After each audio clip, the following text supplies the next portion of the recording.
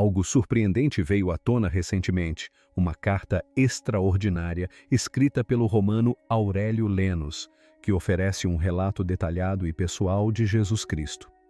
Aurélio Lenus, uma figura notável do Império Romano, não era apenas contemporâneo de Jesus, mas também uma testemunha ocular que o conhecia intimamente como parte de suas funções oficiais. Lenus correspondia-se frequentemente com César em Roma, fornecendo relatórios sobre vários assuntos. Esta carta, em particular, se destaca por seu retrato vívido e perspicaz de Jesus, revelando aspectos de sua vida e caráter que não eram amplamente conhecidos até agora. Neste vídeo, vamos mergulhar nos detalhes fascinantes da descrição de Jesus Cristo feita por Lenus, explorando o contexto histórico e as implicações de suas observações. Prepare-se para descobrir perspectivas únicas que podem reformular sua compreensão de Jesus, seu impacto e presença no mundo romano. E acredite, você não vai querer perder as revelações intrigantes que temos reservadas para o final deste vídeo. Antes de embarcarmos nesta jornada histórica, inscreva-se em nosso canal. Ao se juntar a nós agora, você fará parte de nossa missão de nos tornarmos o maior canal dedicado a explorar perspectivas espirituais e históricas em todo o mundo, com muitas obras de arte e... As pinturas retratam Jesus como um homem branco, uma representação que se tornou tão difundida que muitas vezes é considerada a imagem definitiva de Cristo. No entanto, essa representação icônica é surpreendentemente moderna. A mais famosa delas, a cabeça de Cristo de Salomão, pintada em Language Not Registered for Generation, é um produto do século XX. Salomão, um ex-artista comercial com experiência em arte publicitária, criou essa imagem que rapidamente ganhou aclamação internacional. O sucesso de sua pintura foi impulsionado por uma ampla promoção através de parcerias com duas grandes editoras cristãs, uma protestante e outra católica. Como resultado, a cabeça de Cristo de Salomão apareceu em uma gama diversificada de itens, desde cartões de oração e vitrais até pinturas a óleo, calendários e até mesmo luminárias. Essa ampla disseminação ressalta uma longa tradição de apresentar Jesus de maneiras que refletem ideais predominantemente brancos europeus. Essa representação levanta questões intrigantes sobre a interseção entre religião, arte e identidade cultural.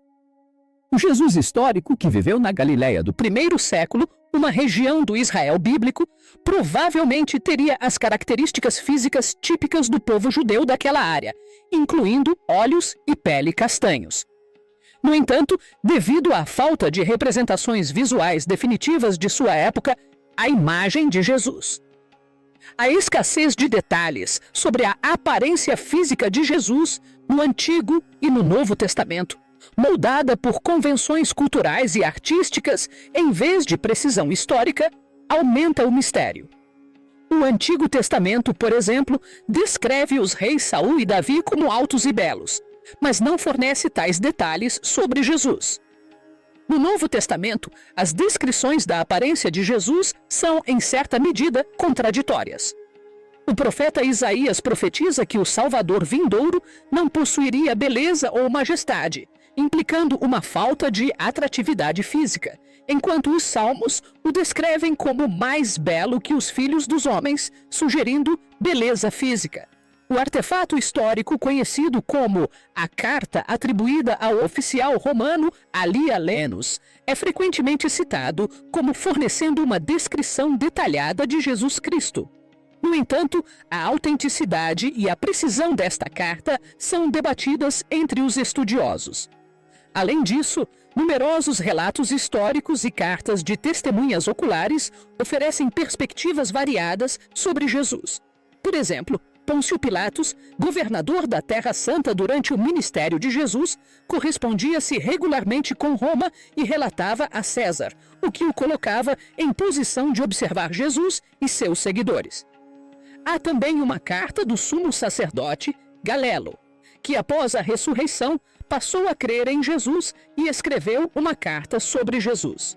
A descrição física mais detalhada de Jesus provém de uma carta atribuída ao cônsul romano Lentus, descoberta em um mosteiro juntamente com outros documentos antigos. Diz-se que esta carta data do 12º ano do reinado do imperador Tibério.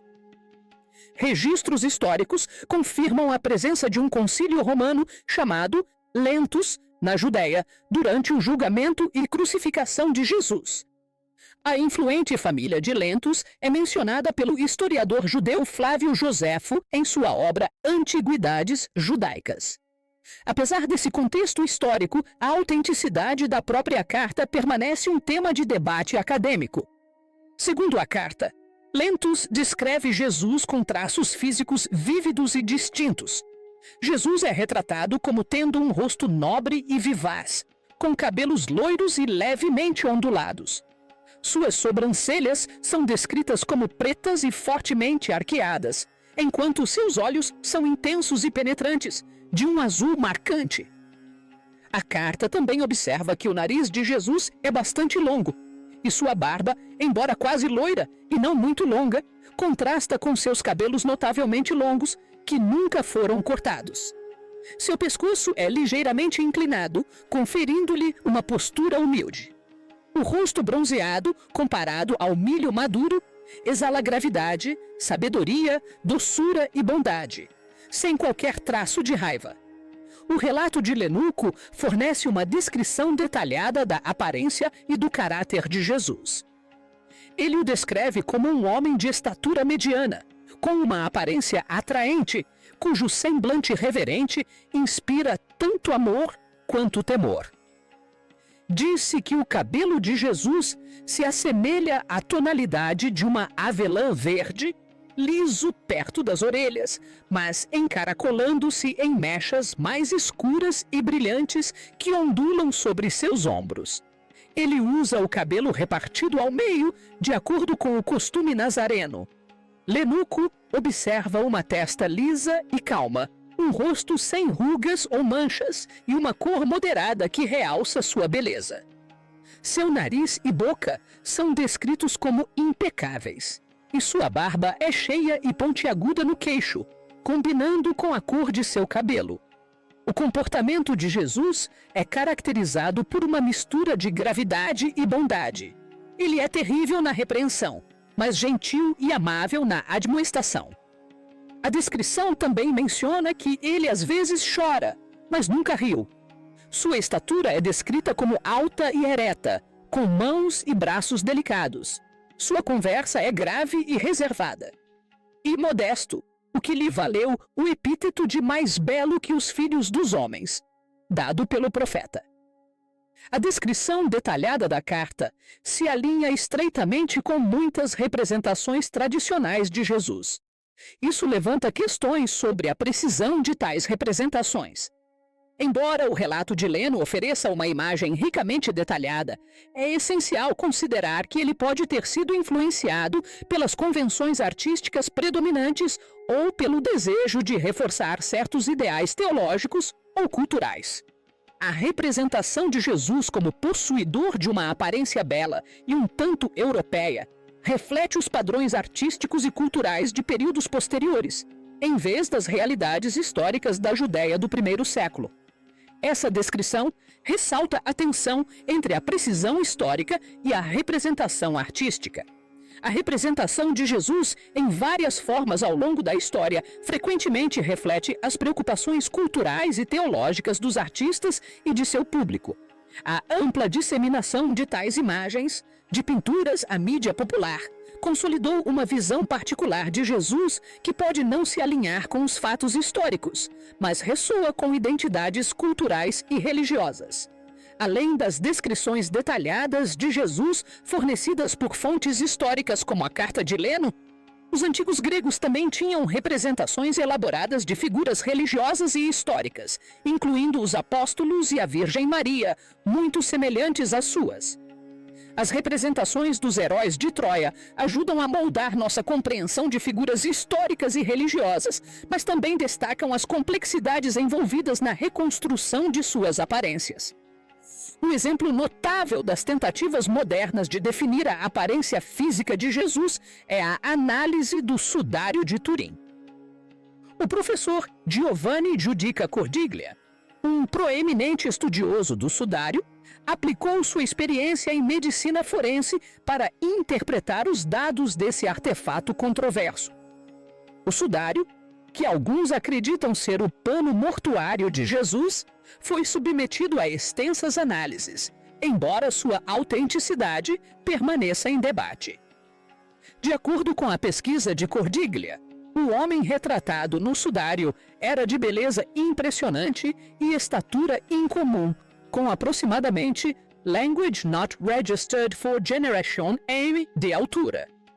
Seu físico foi descrito como esguio e harmonioso, sugerindo um indivíduo bem proporcionado.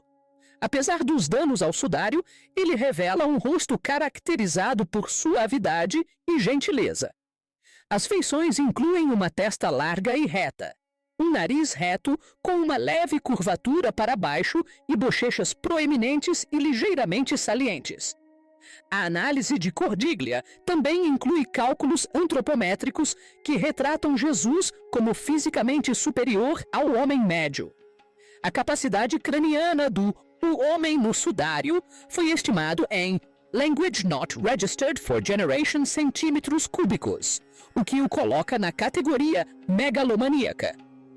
Esse cálculo implica um peso cerebral de Language Not Registered for Generation Grammas, significativamente acima da média.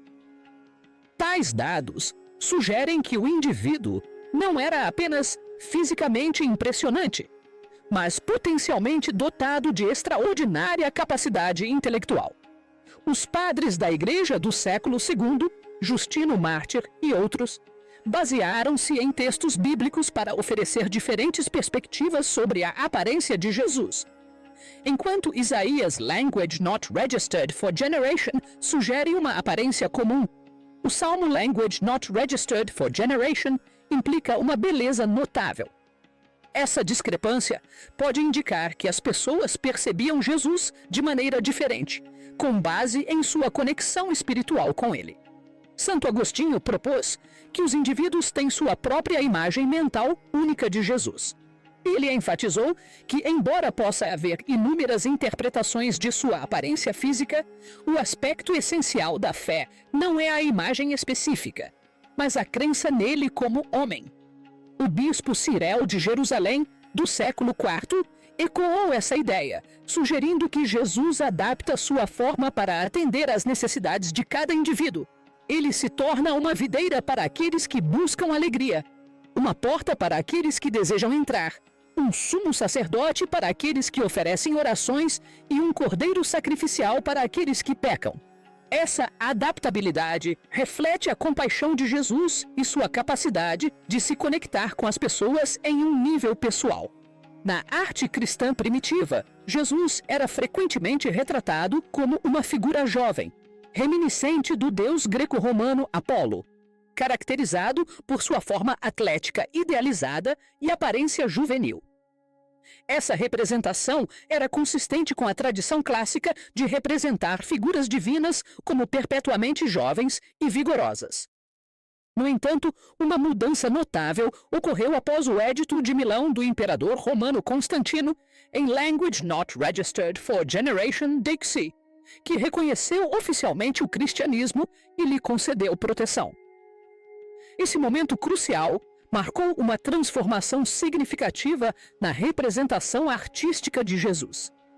Após o Edito de Constantino, a arte cristã começou a evoluir em resposta ao crescente estabelecimento e institucionalização da Igreja. Uma das mudanças mais pronunciadas foi a transição da representação de Jesus como uma figura jovem para a representação dele como um homem maduro e barbudo. Essa nova representação era, em parte, um reflexo do papel de Cristo como o Redentor sofredor e sábio, incorporando tanto a gravidade de seu sacrifício quanto o seu papel como o Eterno. O conceito de aeropoeta, ou seja, não feito por mãos humanas, desempenhou um papel crucial na formação dessas representações em evolução de Cristo. No século VII d.C., surgiram histórias sobre imagens milagrosas de Jesus que se acreditava serem autorretratos feitos sem intervenção humana. Um exemplo proeminente é o mandalon, uma imagem que teria sido impressa milagrosamente em um tecido por Cristo para curar o rei Abigar de Edessa, na atual Turquia. Essa imagem, reverenciada como uma representação genuína de Cristo, influenciou grandemente a maneira como ele foi retratado na arte cristã. Outra lenda significativa adotada pelo cristianismo ocidental entre os séculos XI e XIV envolve Santa Verônica, que teria capturado uma impressão do rosto de Cristo em seu véu durante a crucificação. Essa relíquia, conhecida como Volto Santo ou Santo Rosto, consolidou ainda mais a imagem de Cristo barbudo e maduro na iconografia cristã. O impacto desses aeropoetas e relíquias semelhantes na arte cristã é inegável. Eles forneceram um modelo para a imagem de Cristo que foi adotada em todo o mundo cristão, contribuindo para a padronização de sua representação como uma figura barbada com cabelos na altura dos ombros. Essa representação tornou-se profundamente enraizada na tradição artística, moldando a forma como Jesus era retratado em diversas mídias e contextos durante o Renascimento. Artistas europeus começaram a integrar suas próprias imagens em suas representações de Cristo, mesclando identidade pessoal e artística com imagens religiosas. Esse fenômeno é exemplificado pelo pintor siciliano do século XV, Antonello da Mina. Seus pequenos retratos íntimos do Cristo sofredor, apresentados contra fundos pretos simples e emoldurados por um parapeito, espelham a imagem convencional de Cristo, mas também refletem um envolvimento pessoal e empático com seu sofrimento humano. Cada retrato era assinado Antonello da Mina, destacando a conexão pessoal do artista com a figura divina. De forma semelhante, o renomado artista alemão do século XVI, Alois Dürer, infundiu sua própria imagem em suas representações de Cristo. Em seu famoso autorretrato de Language Not Registered for Generation, Dürer retrata a si mesmo com uma postura semelhante à de Cristo, completo com barba e cabelos na altura dos ombros. Essa representação evoca o semblante sagrado, ao mesmo tempo que apresenta a própria imagem de Dürer, borrando a linha entre o divino e o artista. O monograma no retrato é ambíguo, representando potencialmente tanto o do artista quanto o seu próprio nome. Nome ou ano Domim, o ano de Nosso Senhor, entrelaçando ainda mais o sagrado e o pessoal. A fusão de imagens religiosas e pessoais na arte não se limitou à Europa, estendendo-se também a outras regiões e períodos. Por exemplo, as representações de Jesus nos séculos XVI e XVII por vezes apresentavam figuras de diversas origens étnicas como etíopes e indianos. Essa troca intercultural reflete uma tendência mais ampla de integração de influências locais e globais na arte religiosa na Europa. Contudo, a imagem de um Cristo europeu de pele clara começou a ganhar destaque e a se espalhar globalmente por meio do comércio e da colonização. Essa representação europeia de Jesus, caracterizada por pele clara e olhos azuis, tornou-se a imagem dominante devido à sua ampla disseminação pela expansão imperial europeia. Um exemplo ilustrativo encontra-se na Adoração dos Magos de Andrea Manna, de Language Not Registered for Generation, onde os magos são retratados como representantes da África, do Oriente Médio e da Ásia. Eles oferecem presentes exóticos como porcelana, ouro e objetos de latão importados da China e dos impérios persa e otomano. Apesar desse contexto global, Jesus é mostrado com traços distintamente europeus, destacando uma disjunção entre a representação de Cristo e suas origens no Oriente Médio. A inclusão de uma falsa escrita hebraica nos punhos e na bainha do vestido de Maria complica ainda mais a representação, pois introduz um elemento anacrônico e culturalmente inadequado à representação das tradições judaicas na obra de arte. Essa tendência de impor características europeias a Jesus e outras figuras bíblicas tem implicações significativas para nossa compreensão das tradições religiosas e artísticas. A imagem europeia de Jesus não apenas reflete os preconceitos culturais da época, mas também influenciou a forma como o cristianismo era percebido e praticado em diferentes partes do mundo. À medida que comerciantes e colonizadores europeus levavam essas imagens para novos territórios, perpetuavam uma interpretação cultural específica do cristianismo que muitas vezes ofuscava as tradições e compreensões locais. Em última análise, o debate sobre a aparência exata de Jesus pode ser menos significativo do que a mensagem subjacente da fé cristã. O princípio central do cristianismo sustenta que as características físicas de Jesus são secundárias à promessa de comunhão espiritual. A certeza de que todos os crentes batizados um dia encontrarão Cristo no santuário celestial transcende os detalhes de sua aparência terrena naquele dia. Os crentes antecipam um encontro direto com Ele em uma realidade além de nossa compreensão atual de tempo e espaço, o semblante que veremos. É provável que isso ultrapasse nossa imaginação, refletindo o mistério divino e a universalidade de Cristo, que não podem ser confinados a nenhuma representação cultural ou histórica específica.